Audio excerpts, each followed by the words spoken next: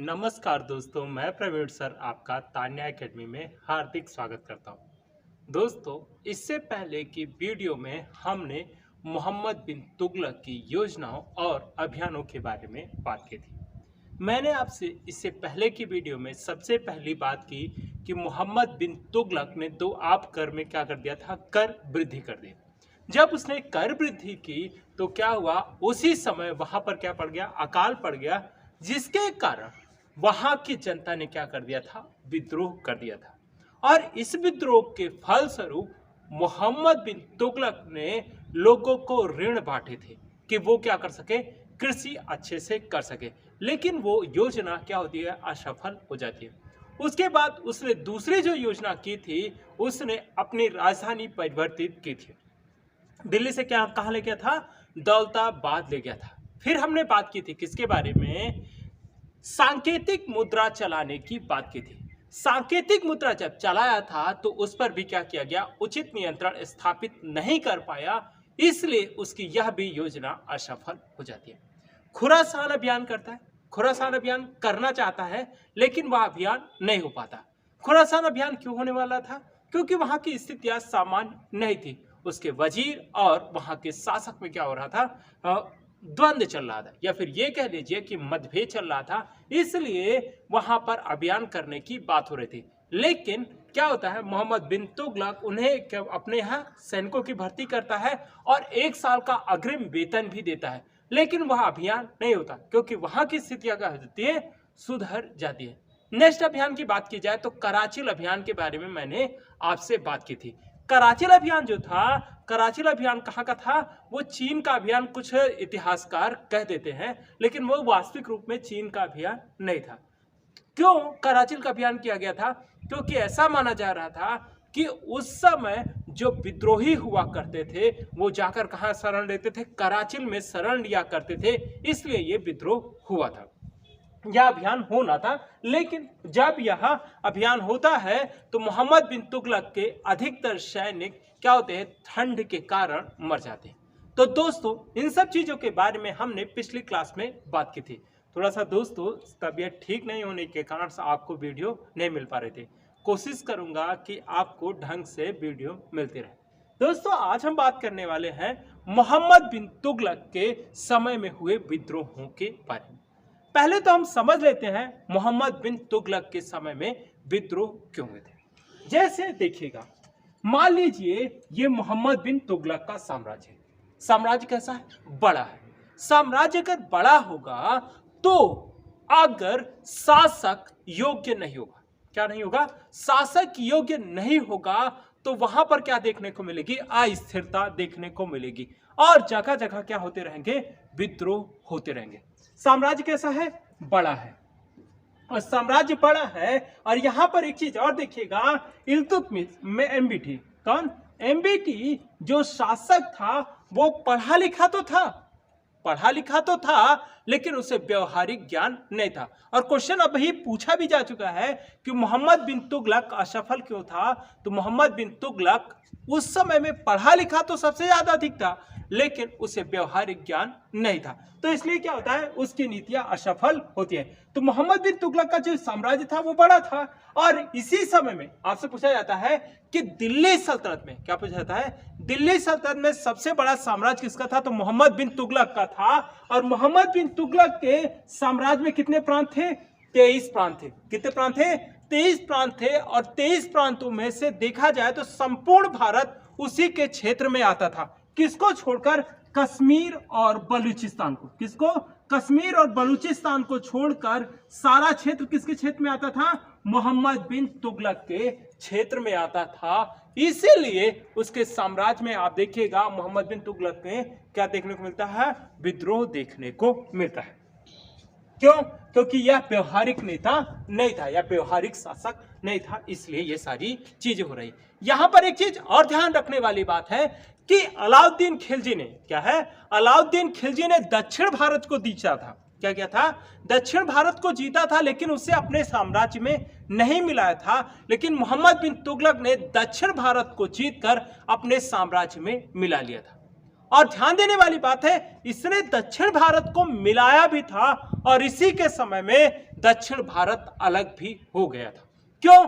क्योंकि आप देखेंगे दक्षिण भारत में दो नए राज्य अस्तित्व में आते हैं, एक होता है विजयनगर साम्राज्य और दूसरा होता है बहमनी साम्राज्य। इसके बारे में भी हम अभी विद्रोहों में चर्चा करने वाले हैं। तो मोहम्मद बिन तुगलक के समय में कितने विद्रोह हुए थे? कुल 34 विद्रोह हुए थे। कितने? कुल 34 विद्रोह हुए थे, जिसमें अकेले 27 विद्रोह, किसमें कितने विद्रोह हुए थे? दक्षिण भारत में 27 विद्रोह, और 7 विद्रोह कहां हुए थे? उत्तर भारत में। उत्तर भारत और दक्षिण भारत में कितने हुए थे? 27 विद्रोह हुए थे। दोस्तों, क्या होता है जब साम्राज्य बड़ा हो और आपको दक्षिण भारत के बारे में ज्यादा जानकारी नहीं हो, और दक्षिण भारत में क्या देखने को मिलता है? पहाड़ियां देखने को मिलती है, वातावरण में भी परिवर्तन देखने को मिलता है। तो क्या होगा, अगर आपको जानकारी नहीं होगी तो आपका ये है क्या, आप अगर साम्राज्य में अपने मिलाते हो तो कहीं ना कहीं क्या होगा, आपको समस्याओं का सामना करना ही पड़ेगा। तो ये सब वजह रही कि मोहम्मद बिन तुगलक के समय में क्या हुआ? विद्रोह हुआ। दूसरी चीज देखेंगे तो मोहम्मद बिन तुगलक के समय में विद्रोह का प्रमुख कारण था जो शक्तिशाली अमीर वर्ग थे, वो भी क्या कर रहे थे? विद्रोह कर रहे थे। दूसरी चीज यहां पर जो उलेमा वर्ग था, क्या था? उलेमा वर्ग था, उसकी भी बातों को मोहम्मद बिन तुगलक नहीं मान रहा था, इसलिए क्या हो रहे थे? विद्रोह हो रहे थे। नेक्स्ट बात की जाए तो मोहम्मद बिन तुगलक क्या है? मोहम्मद बिन तुगलक की जो असफल योजनाएं रही वो क्या बनती है? कारण बनती है मोहम्मद बिन तुगलक के समय में विद्रोहों का। तो दोस्तों, हम क्या करते हैं, थोड़ा सा इन सब चीजों के बारे में लिख लेते हैं, फिर हम क्या करेंगे, आगे बात करेंगे। ठीक है, कोशिश करना है कि जो फैक्ट डाटा है याद करके रखना है। क्या करना है? फैक्ट डाटा याद करके रखना है, और क्या है, जो कॉन्सेप्ट है उसको भी आपको बना के रखना है। अगर आप एक चीज ध्यान रखिएगा, अगर आप कॉन्सेप्ट दिमाग में रखते हैं, क्या है, कॉन्सेप्ट दिमाग में रखते हैं, तो फैक्ट जो होता है वो कोरिलेट होकर सही हो जाता है। तो लिखिएगा, मोहम्मद बिन तुगलक, मोहम्मद बिन तुगलक का साम्राज्य दिल्ली सल्तनत में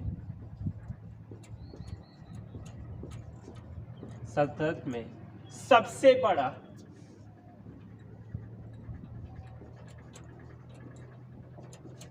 साम्राज्य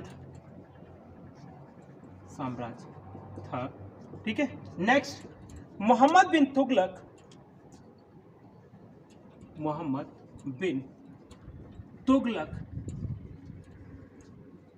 के साम्राज्य में 23 प्रांत थे।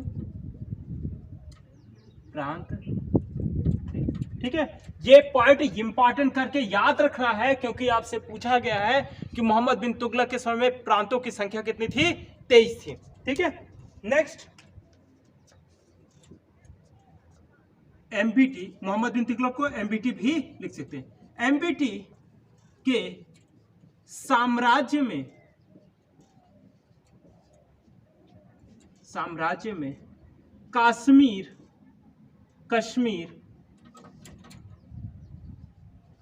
कश्मीर एवं बलूचिस्तान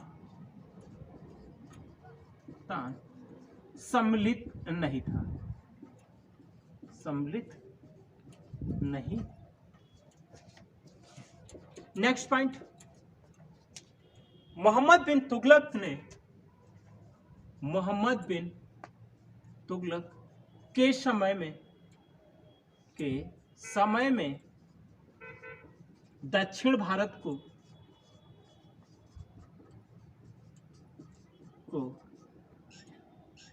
अपने साम्राज्य में मिलाया गया और अलग भी हो गए।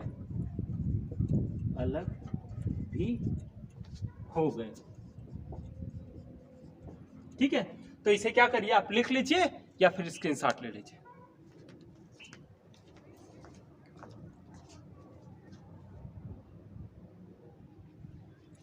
हो गया दोस्तों।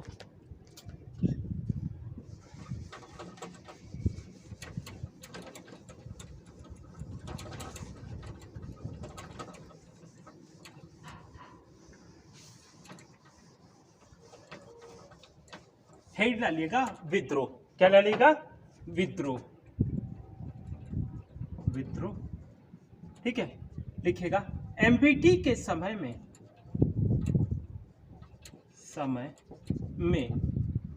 कुल 34 विद्रोह हुए। कुल 34 विद्रोह हुए।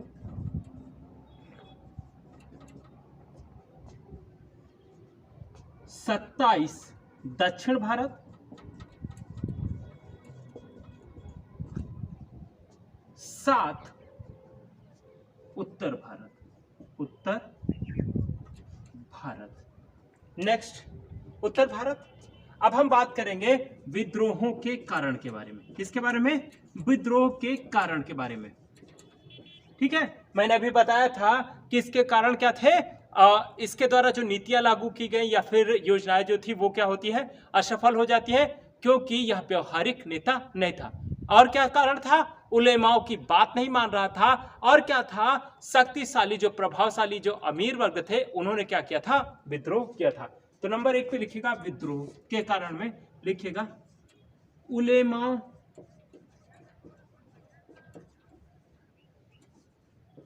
के बातों को ना मानना, ना मानना, ना मानना। दूसरा, एमबीटी की असफल योजनाएं, असफल योजनाएं, योजनाएं। नेक्स्ट, तीसरा, प्रभावशाली अमीरों के द्वारा विद्रोह, अमीरों का विद्रोह। देखो, सबसे बड़ी बात यह होती है, आज राजनीति में भी देखिएगा या फिर आज जो आप भारतीय सरकार देखते हैं उसमें क्या होता है, जब जिसके पास पैसा अधिक हो जाता है वो क्या करता है? अपनी अलग पार्टी बना लेता है या फिर क्या कर देता है? उसी पार्टी में विद्रोह कर देता है। इस तरीके की आपको घटनाएं को देखने को मिलता है। तो उस समय भी क्या इतिहास बदलेगा? क्या उसमें भी क्या होगा? प्रभावशाली जो अमीर होंगे वो क्या करेंगे? विद्रोह करेंगे। तो दोस्तों इसे क्या करिए, आप लिख लीजिए या फिर स्क्रीनशॉट ले लीजिए।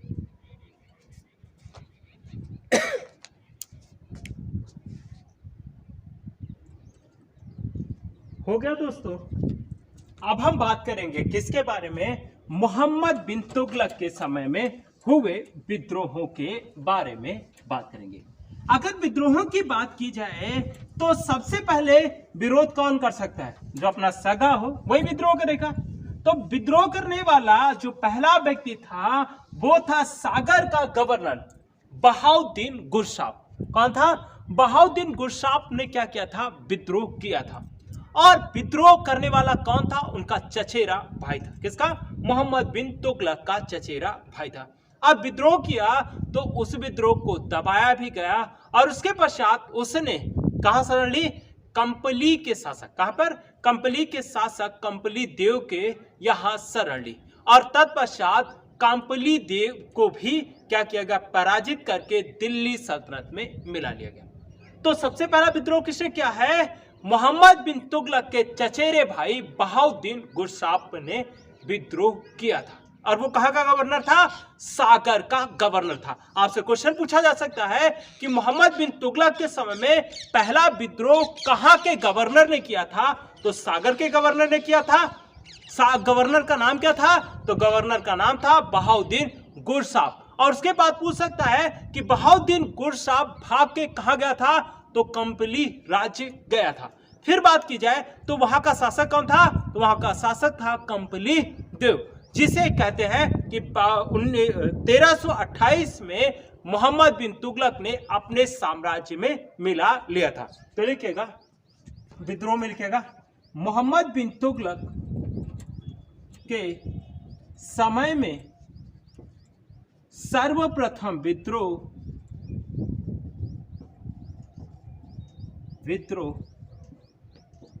सागर के गवर्नर, सागर का सूबेदार लिख सकते हो, ठीक है, सागर का सूबेदार प्लस चचेरा भाई। क्या था? मोहम्मद बिन तुगलक का क्या था? ये चचेरा भाई था। ये भी हमें पता होना चाहिए। सागर का सूबेदार प्लस चचेरा भाई। बहाउद्दीन गुरसाब,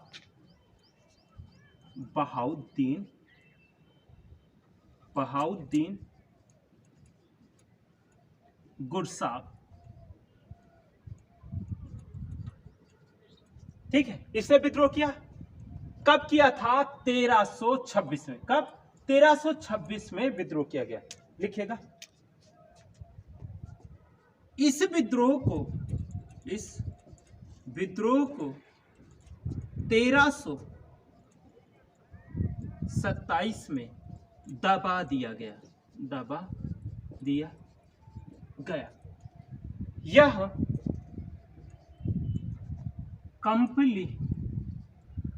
कंपली राज्य भागकर गया।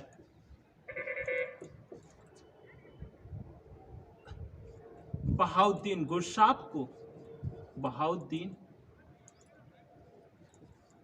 गुरसास्प को कंपली देव ने शरण दी।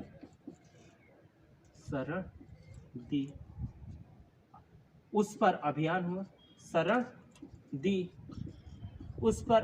हुआ। उस पर अभियान हुआ और कंपली राज्य को दिल्ली सल्तनत में मिला लिया गया। दिल्ली सल्तनत में मिला लिया गया। ये तो बात रही इसके विद्रोह के बारे में। विद्रोह की बात की जाएगी और ऐसा बताया जाता है। क्या बताया जाता है? कि मोहम्मद बिन तुगलक ने जब इस विद्रोह को समाप्त किया, या इस विद्रोह को जब समाप्त किया तो होगा क्या? कहते हैं कि मोहम्मद बिन तुगलक ने बहाउद्दीन गुरसाब की खाल खिंचवा ली। क्या करवाई? खाल खिंचवा ली। और उसके पश्चात कहते हैं कि इसे जिंदा, मतलब कि मरवा दिया गया। और मरवाने के पश्चात कहते हैं कि इसके टुकड़े टुकड़े किए गए। किसके? बहाउद्दीन गुरसाब को के टुकड़े टुकड़े किए गए। और कहते हैं कि इसके मांस को इसकी बीवी और बच्चों के समक्ष खाने के लिए प्रस्तुत किया। ऐसा बताया जाता है कि मोहम्मद बिन तुगलक ने इस विद्रोह को बहुत क्रूरता से क्या किया था? दमन किया था। क्यों माना जाता है? क्योंकि ऐसा बताया जाता है कि बहाउद्दीन गुरसाब की क्या करवाया? खाल खिंचवाया है। और खाल खिंचवाने के पश्चात कहते हैं कि इसके टुकड़े टुकड़े करवाए। और टुकड़े टुकड़े करवाने के पश्चात इसने क्या किया है? इसके बच्चे और पत्नी के सामने इसके मांस को परोसा था। किसके लिए? खाने के लिए। इसलिए ऐसा माना जाता है। तो दोस्तों इसे लिख लीजिए या फिर स्क्रीनशॉट ले लीजिए।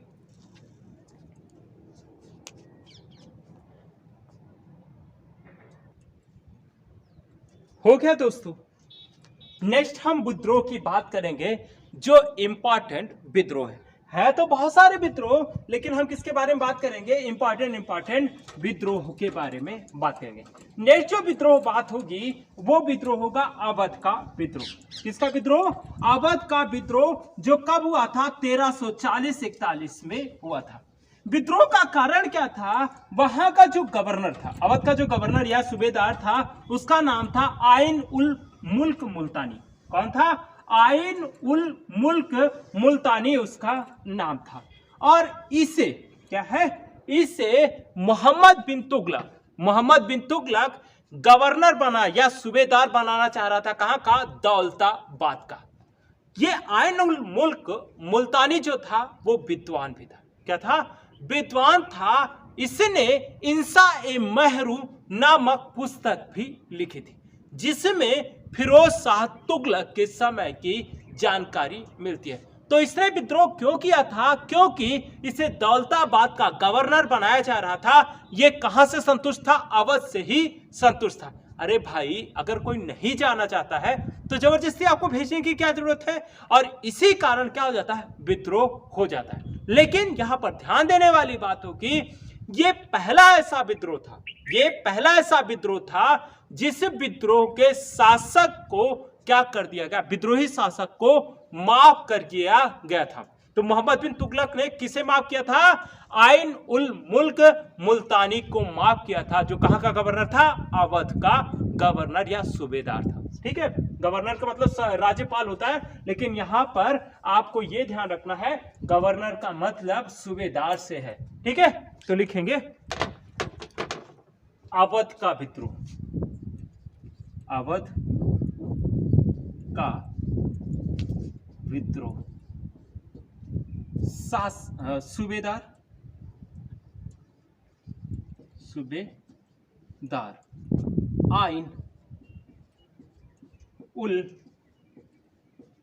आइन उल मुल्क मुल्तानी। ठीक है, कारण दौलताबाद का गवर्नर बनाया जाना।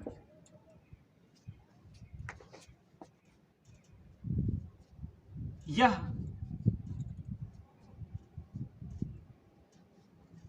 पहला अवसर था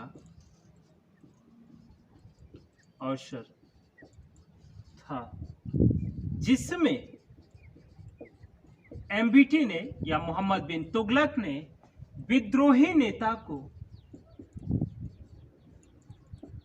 विद्रोही शासक को क्षमा किया।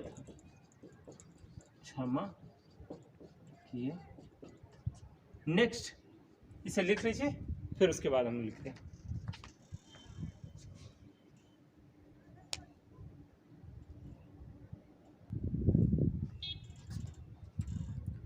हो गया।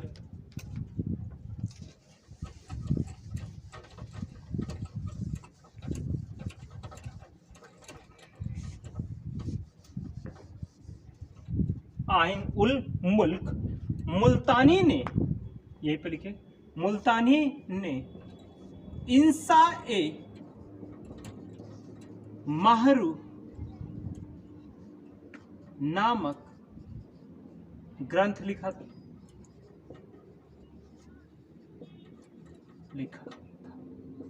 जिसमें फिरोज शाह तुगलक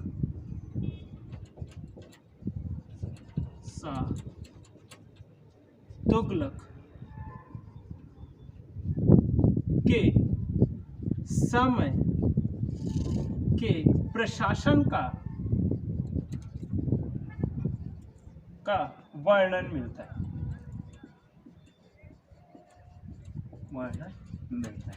ठीक है, तो ये रही इंपॉर्टेंट बात। यहां पर दोस्तों क्या क्वेश्चन पूछा जाता है कि वो विद्रोही नेता का नाम क्या था? आइन उल मुल्क, और इसे क्या कर दिया गया था? माफ कर दिया गया था। और दूसरी चीज आपको याद रखना है कि इनकी पुस्तक का नाम क्या था? इंसा ए महरू था, जो आपसे कई बार क्वेश्चन पूछा गया है कि इंसा ए महरू किसकी पुस्तक है, तो ये भी आपको पता होना चाहिए। तो इसे लिख लीजिए या फिर स्क्रीनशॉट ले लीजिए। हो गया दोस्तों। अब हम नेक्स्ट विद्रोहों के बारे में बात कर लेते हैं। विद्रोह की बात करेंगे तो बंगाल का विद्रोह इंपॉर्टेंट। किसका विद्रोह इंपॉर्टेंट है? बंगाल का विद्रोह इंपॉर्टेंट है। माबर का विद्रोह इंपॉर्टेंट है। इस तरीके से आपको ध्यान रखना है। और कहां का विद्रोह इंपॉर्टेंट है? मुल्तान का विद्रोह इंपॉर्टेंट है। पहला कौन है?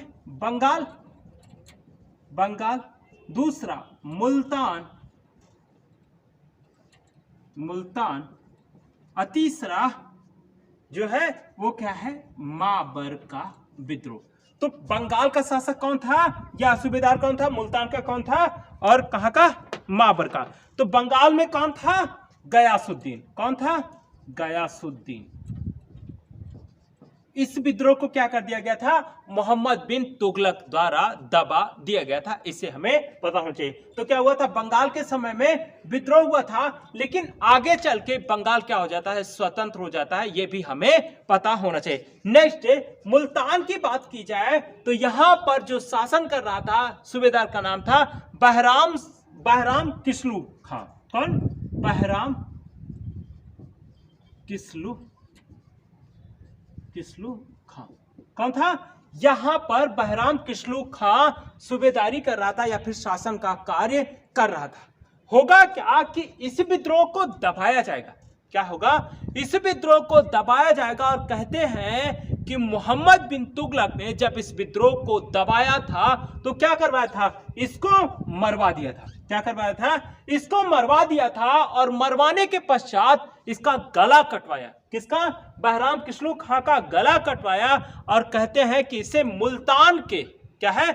मुल्तान के नगर द्वार पर लटकाया गया था। किसके सिर को? बहराम किस्लू खां के सिर को लटकाया गया था। तो लिखिएगा, इस विद्रोह को दबाया गया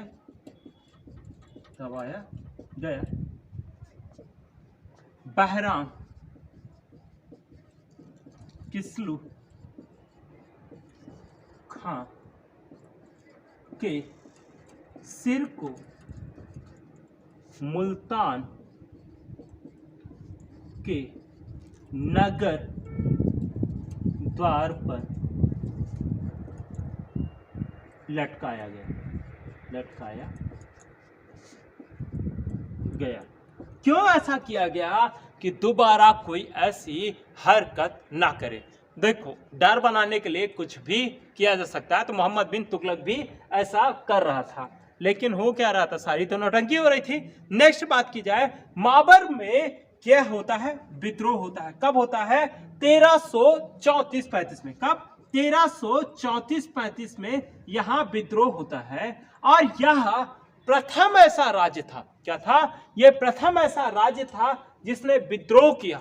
क्या किया? विद्रोह किया और अपने आप को स्वतंत्र भी कर लिया था। और दिल्ली सल्तनत से पहले स्वतंत्र होने वाला जो क्षेत्र था वो क्षेत्र था माबर ही। आपको ये पता होना चाहिए। और इसे यहां पर कौन था? एहसान शाह था। कौन था?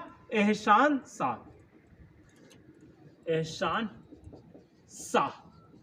शासन कौन कर रहा था? एहसान शाह कर रहा था और इसने सबसे पहले अपने क्षेत्र को स्वतंत्र घोषित किया था। तो लिखिएगा, यहां पर लिखिएगा, माबर दिल्ली सल्तनत से स्वतंत्र होने वाला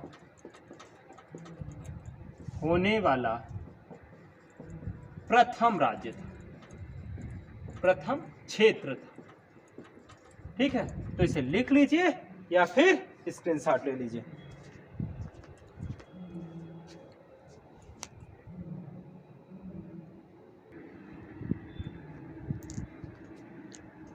हो गया दोस्तों। अब दो ऐसे विद्रोहों के बारे में बात करने वाले हैं जिसको आगे चल के हम टॉपिक के रूप में भी पढ़ेंगे। वो जो दो क्षेत्र हैं उसके बारे में हम बात करते हैं। वो दो क्षेत्र जो है जिसका नाम क्या है? विजयनगर साम्राज्य और बहमनी साम्राज्य के बारे में बात करते हैं। मोहम्मद बिन तुगलक के समय में 1336 ईस्वी में, कब? 1336 ईस्वी में हरिहर और बुक्का ने, क्या है? हरिहर और बुक्का ने एक नया स्वतंत्र राज्य स्थापित किया जिसका नाम था विजयनगर साम्राज्य और उस राजवंश का नाम था संगम राजवंश। तो इसके बारे में हमें पता होना चाहिए। और विजयनगर साम्राज्य या विजयनगर किसके समय में अलग हुआ था? तो मोहम्मद बिन तुगलक के समय में अलग हुआ था। दूसरी चीज पूछा जाता है कि बहमनी साम्राज्य किसके समय में अलग हुआ था? तो मोहम्मद बिन तुगलक के समय में अलग हुआ था। कब हुआ था? 1347 ईस्वी में वह अलग हुआ था। क्वेश्चन पूछा गया था कि किस सदी में विजयनगर साम्राज्य और बहमनी साम्राज्य अलग हुए थे। तो 14वीं सदी में ये दोनों अलग हुए थे, ये भी हमें पता होना चाहिए। तो विजयनगर साम्राज्य की स्थापना हरिहर और बुक्का ने की थी और बहमनी साम्राज्य की स्थापना हसन गंगू ने की थी। और उन्होंने क्या किया है, अपना अलग अलग क्षेत्र बनाकर शासन करना शुरू किया है और ये काफी लंबे समय तक शासन करते हैं। तो लिखिएगा 1336 ईस्वी में हरिहर और बुक्का ने, हरिहर एवं बुक्का ने एमबीटी के समय, मोहम्मद बिन तुगलक के समय में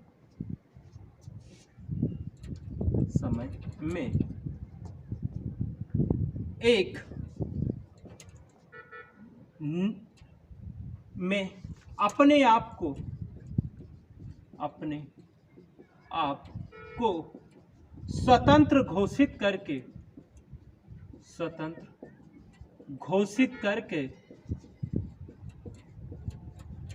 विजयनगर साम्राज्य की स्थापना की। नेक्स्ट कौन सा राज्य था? बहमनी साम्राज्य था। 1347 ईस्वी में हसन गंगू ने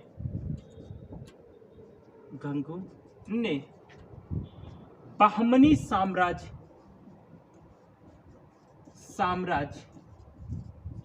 की स्थापना एमबीटी के समय में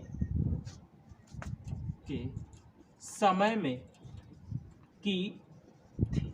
इसे लिख लीजिए या फिर स्क्रीनशॉट ले लीजिए। हो गया। नेक्स्ट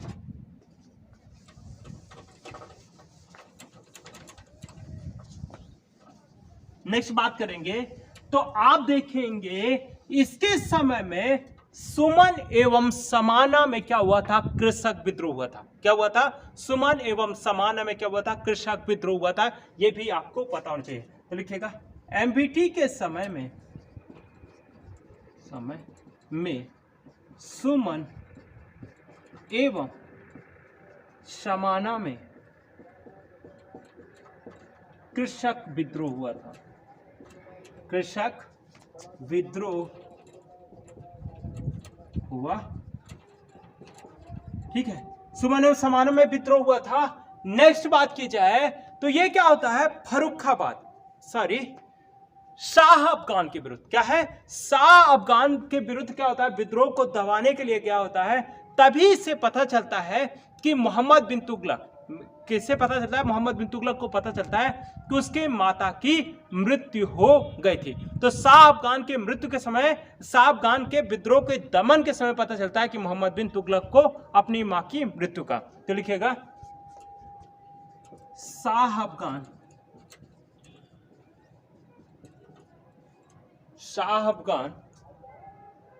के विद्रोह के दमन के दौरान एमबीटी को पता चलता है कि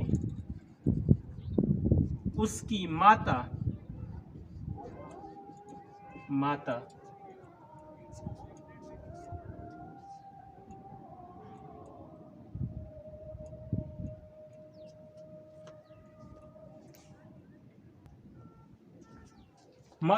मखदूम जहां की मृत्यु हो गई है। ठीक है, तो इसे लिख लीजिए या फिर स्क्रीन शॉट लीजिए। हो गया, जल्दी से करिएगा, अंधेला हो रहा है ना। हो गया। नेक्स्ट आपको पता होना चाहिए कि मोहम्मद बिन तुगलक के समय किसने विद्रोह किया था। तो अंतिम विद्रोह 1351 में किसने किया था? तारगी ने किया था। किसने किया था? तारगी ने किया था, जो मोहम्मद बिन तुगलक का क्या था? दास था। तो लिखिएगा एमबीटी के समय में अंतिम विद्रोह उसके दास तारगी ने किया था। तारगी ने किया था।